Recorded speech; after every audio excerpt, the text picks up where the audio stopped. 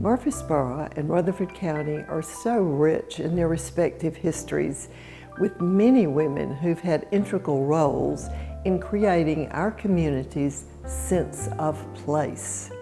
The Rutherford Arts Alliance is proud to partner with Murfreesboro City TV to showcase a number of these women as a part of our Leading Ladies of Rutherford County History project. From murals to our community-involved play, A Party of 12 by Mary Donay Johnson, we're proud to honor these diverse women of our past who inspire us as we give them a voice in today's world. Let's find out more about one of these leading ladies.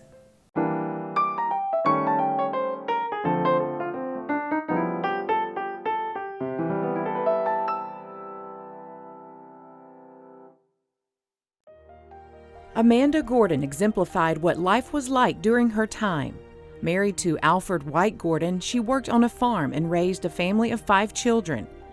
She was also known for raising prize turkeys. She wasn't a politician or an educator, but Gordon's legacy would be tied to both through her descendants. One of those descendants is former United States Congressman Bart Gordon, and he talks about her life and legacy. Bart, I'm so glad to get a chance to talk to you about your great-great-grandmother, Amanda Gordon. Yeah. Amanda was selected to really represent the maternal influence on a family such as yours that has had so many public service people, the men particularly in that, and to give a voice to the important role of the agriculture industry here and what women did, you know, in a farming family. And the fact that that family is still farming. Well, they raised the public servants, that's for sure. So we want to hear some of your special stories about your great-great-grandmother that we realize was passed down a generation because she was deceased in 1930 before you were born. Yeah. I was born the same year that her son died in his 80s, and so my remembrance of Amanda really came from my grandfather. And my grandfather, was until his death the sort of historian of the family. Mm-hmm. And there were 3 brothers in his family. He was the oldest.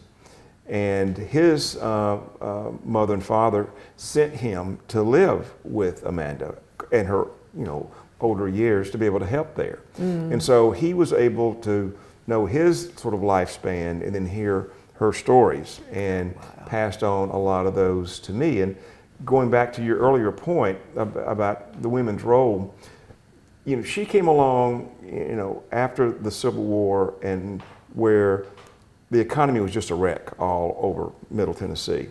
Farmers had a little bit better off because they could raise their food and take care of themselves better. But he was very adamant about just how she was the strength of the family as well, and representative of a lot of women at that time.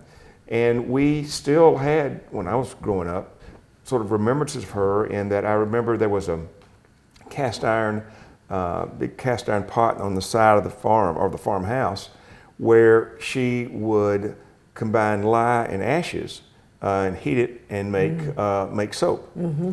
And then there were, of course, tools down at the farm. And Granddaddy gave me the Bible, that's big, these big old-time Bibles that she gave to his mother and inscribed it there. And then he also gave me there were several blankets, and I guess you call these crazy quilt blankets. I don't know what they are. That's the pattern. And he would tell me how you could look at the stitches, and as she got older, they would be further apart, and of course she couldn't see as well. And again, being a farm family, you had to do everything on the farm. It would be stuffed with the wool that they would shear from their sheep. Wow.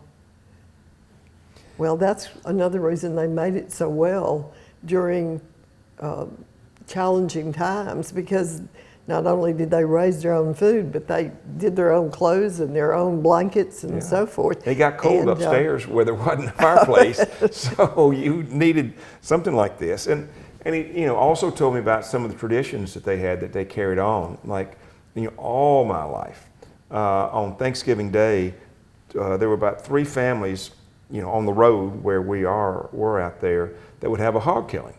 And it was very, when I say formalized, there was a stratus of jobs. And if you were the senior person, you were the one that would shoot the hog. And then there would be a big vat that they would dip the hogs into the boiling water. And then the next sort of layer were those folks that had the chains that would bring them up and down. And I was always the youngest, so my job, I was a scraper. And so they gave us a knife, and when the hogs came up, we would have to scrape the hair off. And then, of course, after all that, then the more senior ones, would put it on. They would have a wagon, and then they would, cut it up, and then the ladies would have a big meal, for a big Thanksgiving meal that night. And of course, they would cure some of the hams and things like that. But those were, again, some of those traditions that were passed along. And I think that it's interesting how in our culture in Rutherford County, we're seeing an interest in quilting, particularly be passed on now, and a lot of attention to it. And the farmer's market right across the way. Right, the farmer's market, and then the whole interest in early foods in the South. So the culinary arts have their basis in that, where they use once they got the hair off, they used all the skin and everything. I think they said everything but the squeak or the oink, everything but the oink. I hadn't heard that one, but that's a good one. So now you mentioned about your father and your grandfather. Now, what was your father's full name? It was Robert Gordon Jr., Robert Jennings Gordon Jr. My grandfather, obviously, was Robert Gordon Sr. And we're not very imaginative in our family, so that it was Jennings because that was his mother's maiden name. And just like with me, my daughter Peyton is my wife's maiden name.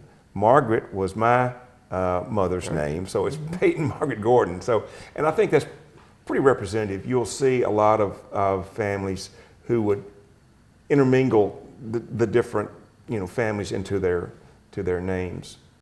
The farm where she lived is still part of the Gordon family. Bart Gordon's cousin Gilbert and his wife Jenny operate a school on the site and use the farm as part of their curriculum. Gilbert Gordon has released a book of his family's history, and from his accounts describe Amanda as a strong-minded woman. She must have been quite headstrong, energetic, opinionated kind of woman, because at one point, Alfred White, during the Civil War, he was taken to, I guess, down here to this courthouse, and by the Union, and they said they wanted him to sign an oath of allegiance to the Union, and he refused to do so. And he said later on, the reason he refused to do so, not that he was so opposed to the Union, but he knew if he did that, he would have to answer to his wife, Amanda. And that was far more deadly than anything the Union would have done to him. So, apparently she was just that kind of a lady. Alfred White also had a habit of cussing a lot, especially when he was out plowing. Our soils are filled with rocks and that kind of plow shank get broken all the time. So, but when he would do the garden, which was close to home, he would ask her to come out and sit in a chair right there beside the garden, because if she was there, he wouldn't cuss as much when he broke things. So she was there to keep his tongue in line while he gardened. So one other thing that you mentioned about one of your ancestors in terms of the Civil War was the fact that they didn't really join the Confederacy because they believed in slavery. Right. What was the reason they did that? The only battle that any of them ever fought in was at Stones River. And it was strictly because they were here. And it was more of a protection of my home situation. And the Union soldiers were here. The soldiers right here, right here in Murfreesboro. Right. So of course everybody was up in arms because what's going to happen if they come to my home? And there were even stories told to me from my grandfather about Alfred White at that time, that they had to go out and bury all of their hams and just out wherever they could find a spot in the gardens or in the woods or anywhere, because when the Northerners came, and they were hungry too, those boys were just as hungry, they would find and they would loot all of the food and go into the homes and that kind of thing. We actually found, just in the last few years, someone was out and they found a U.S. belt buckle right 2 feet from our front porch, just inches below. And so they were right there. They may have even camped right there in their yard. So the only reason, they didn't fight in any other excursion anywhere but that one. And because they didn't even believe in secession, they were more Union in some ways than they were Confederate. So how many generations of your family has lived in that Christiana post office box, Midland community there, on that property around where you two now have the Cedar Hall School? Well, John Hilton was the first, and he was in the 1830s, I believe, and our children are the 7th generation on that farm. And the farm was a land grant? Is that correct? We have learned this recently, that it was actually part of a land grant that was set up for a university for some type of educational purpose, and it never came to fruition. But I think it's kind of neat. There is our little school sitting right in the middle of this. It may have been 640 acres, I'm not sure. But we just discovered that just recently, or at least they're still working on it. Told to us, yeah. So we haven't seen it. We don't know that that's accurate, but. And what year did you open Cedar? 1991. We just finished our 30th year. Chronicling stories of family life isn't the only way the Gordons are saving their past. The family also has rare photos of the original house. At that time, photographers were to go around and they would take photographs of, of families. Traveled all around. Exactly. They weren't in residence here necessarily. No. Mr. Shacklet, they didn't come to see Mr. Shacklet, And so, and in this photograph, you'll see Amanda and her husband, and they were dressed well. And then there's this, my great-grandfather, Pettis, who wasn't dressed up. And he had his horse there. And as my grandfather said, he got late to the photograph, and he wasn't going to be in it unless they allowed him to have his horse in it. So you've got this photograph with, everybody there. The formal and the informal. Yeah. And the house behind it was the old house, and it was a log cabin, and they wound up selling the cedar logs to one of the pencil companies over in Shelbyville. At that time, Shelbyville was thought of as the pencil center of the world, or capital. And then they used the money from that to build that house. And if you look closely at that photograph, over on the right side of the front porch, there's a little chair, a little children's chair, which I still have. And in the back, the two back chairs or feet where it goes up are shorter, because all the kids would hold on to the chair to learn how to walk. So did your daughter do this too? No, she didn't. No. She broke the tradition there. But it's fun to be able to have the spirit of the family. Sometimes lives in those pieces of furniture, or in quilts like this. And so you lived on the farm until you went away to college? No. We had a farm. Mama, had milked long enough, and so she really wasn't interested in going out and living on the farm. So Daddy would go out and, on the weekends and in the afternoons and farm. But going back to the sort of the strong women and the influence that women had, one of my, I guess, favorite stories, and it's really a touching story for me, is that on my 21st birthday, my grandmother, Nora Gordon, came to pick me up at MTSU to go vote. Not vote, to register. And you had to be registered. You had to be 21 at that time. Okay. So as we were driving, down Main Street from MTSU to the courthouse, she told me that when she was young, when she was my age at that time, she couldn't vote. Mm-hmm. And told me about the suffrage amendment and how Tennessee was the final state to put it over, and then it passed by one vote.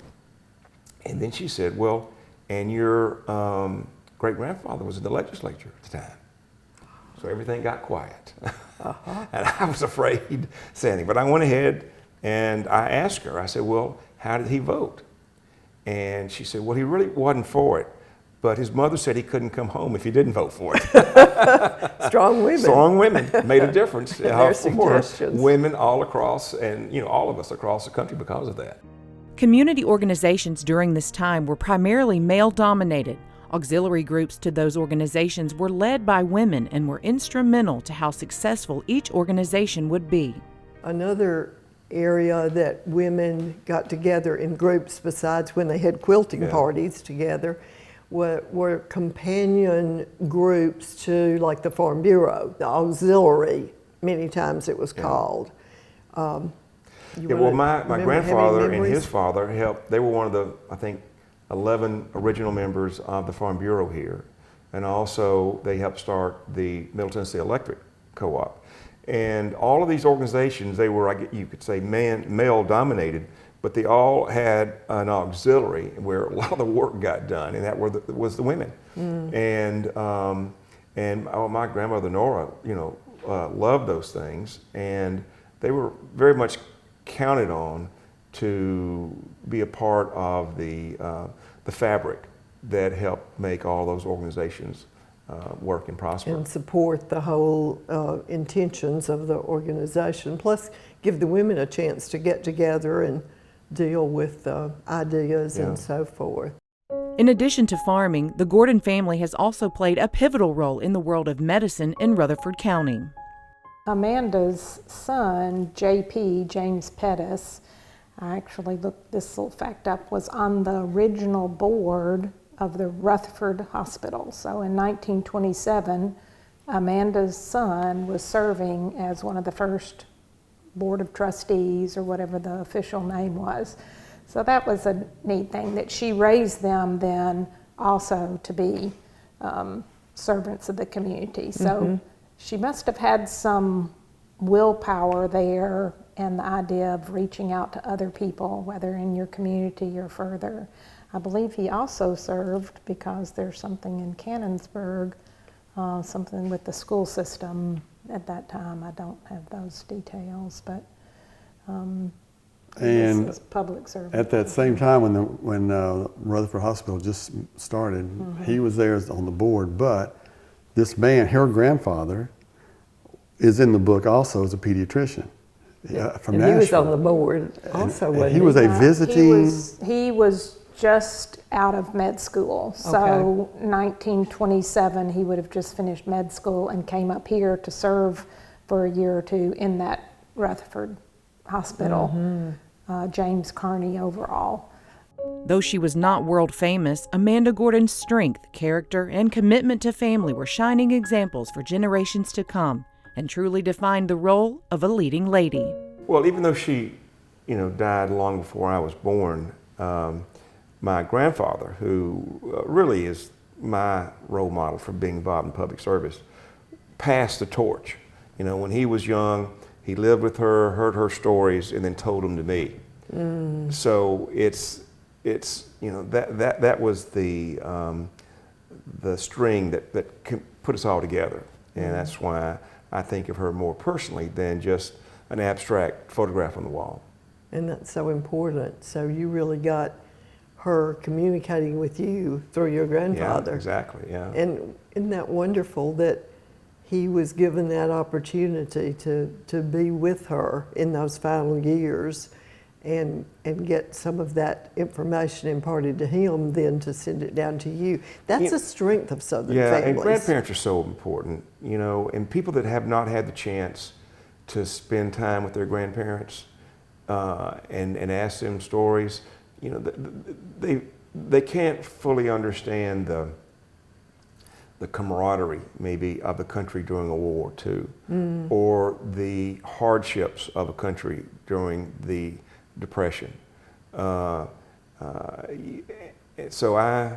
you know, as I tell my daughter, she will never say, "I wish I spent less time with her grandparents." Unfortunately, she didn't get to spend that much time, but I think it was very meaningful for her. Well, and you pass that on to her because it was meaningful to you. Yes, exactly. And that's the nice piece of the family situation. For more information about our project, Leading Ladies of Rutherford County History, visit our website, leadingladiesrutherford.com. Or if you have a story of someone from the past who inspired you, you can share it on our website. For more information about the Rutherford Arts Alliance and what we're doing to promote arts, culture, and heritage, visit rutherfordartsalliance.org. And thank you for watching.